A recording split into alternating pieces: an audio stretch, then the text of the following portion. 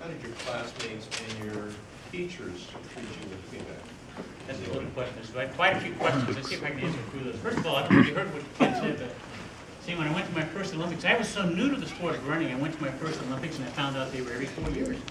I mean, it was a shock to my system because I remember being cut from those teams, and now we're at the Olympic Games and they hold these things every 4 years. So to me, that opened up an enormous, different perspective than I've ever had before.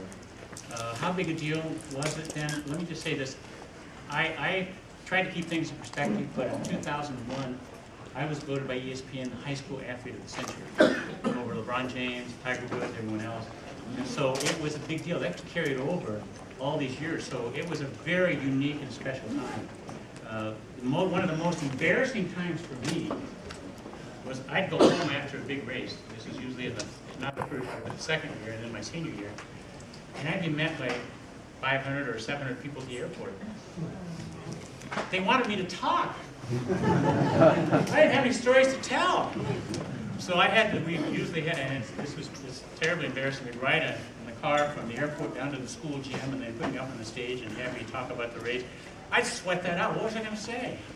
And I was a reporter's nightmare. My answers were all yes and no and maybe, and let's talk about it later. And so here you were expected to do all these things, and that was a very difficult time for me because I was the kind of guy who, in fact, enjoyed running, but just didn't appreciate all the media trying to find out what was going on. So it was a challenging time. It was an exciting time, and it was a very special time in track and field. Anybody remember the name Jerry Lindgren? Yeah. Okay, there were a whole bunch of us in that time frame as we're developing. I remember the state meet.